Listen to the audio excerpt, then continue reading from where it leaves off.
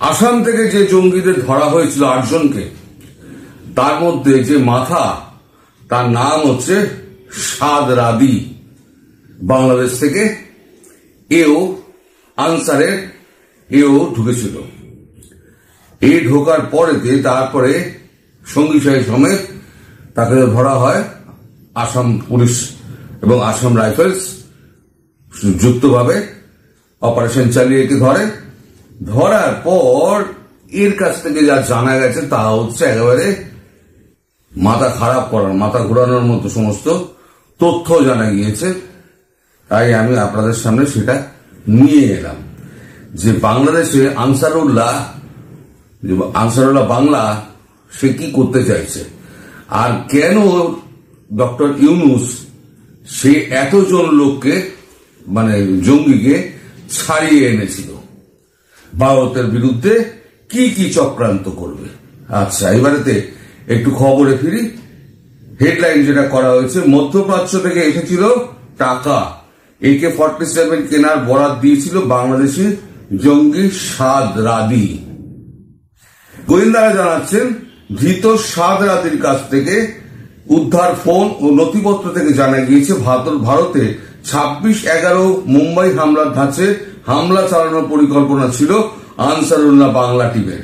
সেজন্য অসমের এক অস্ত্র পাচারকারীর AK-47 এর মতো স্বয়ংক্রিয় আগ্নেয়াস্ত্রের বরাত দিয়েছিল সে।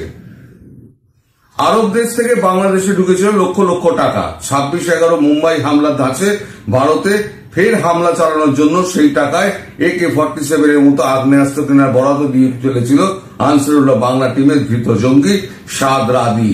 গোয়েন্দাদের তরফে এমনটাই দাবি করা হয়েছে। এমনকি হামলার রূপরেখা তৈরি করতে পাকিস্তানি জঙ্গি নেতাদের ভিডিও কনফারেন্সিং এ একাধিকবার বৈঠকও করেছিল সে।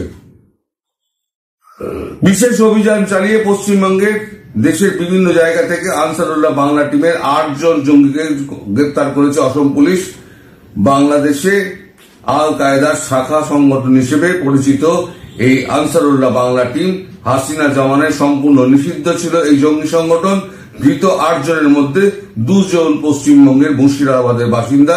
এমনকি ধৃত সাদ রাদিও মুর্শিদাবাদে বাড়ি বানিয়ে সেখানে 2 জায়গায় ভোটার তালিকায় নাম তুলে ফেলেছিল। ভাবুন কি অবস্থা। অসম পুলিশের গোয়েন্দাদের দাবি পাকিস্তানি জঙ্গি নেতাদের সঙ্গে ফোনে নিয়মিত যোগাযোগ ছিল সাদ রাদির।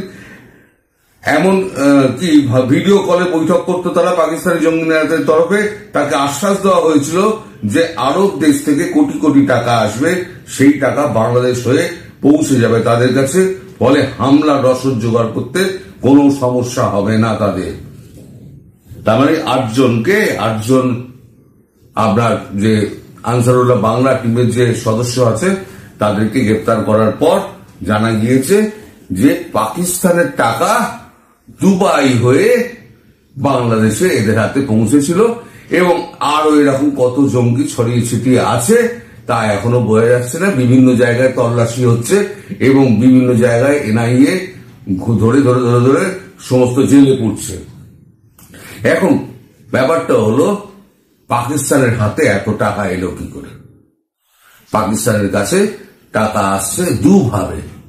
একটা হচ্ছে পাকিস্তানের যে অবৈধ কারবারগুলো হয়, আফিনের, হেরোইন, এই সমস্ত অবৈধ কারবার, তারপর ইরান থেকে যে চোরা পথে তেলটা আসে সেই তেলের যে কারবারটা, এই পুরোটাই করে কিন্তু হচ্ছে সামন্তরাল প্রশাসন চালায়। সবাই বলে একটা দেশের কাছে একটা আর্মি আছে, আর পাকিস্তানের ক্ষেত্রে আর্মির কাছে একটা দেশ, পুরো দেশটাকে জিম্মি করে রেখে দিয়েছে। তো এই সমস্ত টাকাগুলো একটাই তো উদ্দেশ্য, ভারতকে ব্যস্ত রাখো, আক্রমণ করো। তা এখন বড় মিয়া এখন ছোট মিয়াকে পেয়ে গেছে। এখন ওই টাকাগুলো এখন জঙ্গিদের পেছনে খরচা করে নষ্ট করছে না, কারণ জঙ্গিরা পটাপট মারা যাচ্ছে এদিকে। তাই এখন ওই টাকাগুলো জঙ্গিদের হাত থেকে খরচা না করে জঙ্গিদের দিয়ে এখন এই টাকাগুলো এখন বাংলাদেশে জঙ্গিদের দেওয়া হচ্ছে যে তোমরা এবার গিয়ে একটা ফ্রন্ট খুলে দাও, পশ্চিমবঙ্গ সহ সারা ভারতবর্ষের বিভিন্ন জায়গায় বিস্ফোরণ করো। এই যে 40 টন যে RDX যেটা পাকিস্তানে পৌঁছেছিল সেই 40 টন আরডিএক্স নাকি উবে গেছে। একটা মোটামুটি বোমা তৈরি করতে যে পুলিশের কাছ থেকে আমরা যেটা জানতে পেরেছি 1.5 কেজি ম্যাক্সিমাম 2 কেজি, তাতে বিরাট বাস্টিং হয়ে যাবে। সেখানে 40 টন, তার মানে কত বিস্ফোরক জোগাড় করা হয়েছে এবং সেটা কত হাতে বিলি হয়েছে, এবার কোন কোন দিক দিয়ে বিভিন্ন জায়গায় ফাঁকা জায়গা আছে, কোথা দিয়ে ভারতবর্ষে ঢুকেছে। ভারতবর্ষে ঢুকে এরা হামলা চালানোর চেষ্টা করছে এবং এই যে গ্যাংটা ধরা পড়েছে, এরকম আরো গ্যাং ত্রিপুরায় ধরা পড়েছে, মুম্বাইতে ধরা পড়েছে, অন্ধ্রপ্রদেশে ধরা পড়েছে, ছত্তিশগড়ে ধরা পড়েছে, আসামে তো ধরা পড়ছেই। তাছাড়া আপনার তেলেঙ্গানা, ভাবুন কোথায় চলে গেছে, তেলেঙ্গানা, সেখানে ধরা পড়েছে। আচ্ছা, তারপর আরো বিভিন্ন জায়গা, মহীশূর বিভিন্ন জায়গা, সারা ভারতবর্ষ জুড়ে ছড়িয়ে পড়েছে এরা। আর এনআইএ বিভিন্ন জায়গায় পুলিশের সঙ্গে জয়েন্ট অপারেশন করে এদেরকে আস্তে আস্তে আটক করছে। আপাতত এখনো যা জানা গিয়েছে প্রায় 1000 খানেক মতো আপাতত ধরা হয়েছে, তাদেরকে বিভিন্ন জেলখানায় পুশ করা হচ্ছে। এবারে তা আস্তে আস্তে তাদেরকে শাস্তির আওতায় আনা হবে, তখন দেখা যাবে কি করা যায়। এখন ভারতে এই ডক্টর ইউনূস, তিনি তো এক্সট্রাডিশনের জন্য তো চিঠি পাঠিয়েছেন, চিরকুট, তাও তো প্রপার চিরকুট নয়। প্রপার মানে যেটা লিগাল ডকুমেন্ট যাকে বলে, যে ডসিয়ার করা হয় লিগাল ডকুমেন্ট করে, সেই লিগাল ডকুমেন্ট তো নয়, এটা তো হচ্ছে একদম আপনার একটা চিরকুট। একটা চিরকুটের মধ্যে লিখেছে, তাতে সই সাবুত কিছু নেই, হ্যাঁ, ওই একটা পাঠিয়ে দিয়েছে। তার মানে দেশের লোককে বোঝানো, ব্যস্ত রাখা যে দেখো আমরা কিছু করে দেখাচ্ছি, আমরা হাসিটাকে নিয়ে আসছি, হাসিটাকে আনার ব্যবস্থা করছি। আর বাংলাদেশের সাধারণ মানুষ কি অত বোঝে, তারা কি অত ডসিয়ার বোঝে? তারা দেখেছে যে আমরা চিঠি পাঠিয়ে দিয়েছি, ভারত দিচ্ছে না।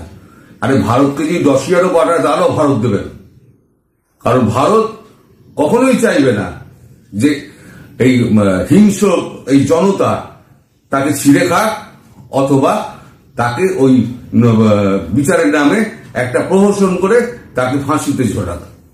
আর ভারতবর্ষের বুকে যদি একটা বিস্ফোরণ হয়, যে আমি যেটা বলেছিলাম অনেক দিন আগে, যে ভারত সুযোগ খুঁজছে, একটা যদি বিস্ফোরণ হয় ভারতবর্ষের বুকে, তাহলে কিন্তু বাংলাদেশ কিন্তু আর একটা গাজায় পরিণত হবে।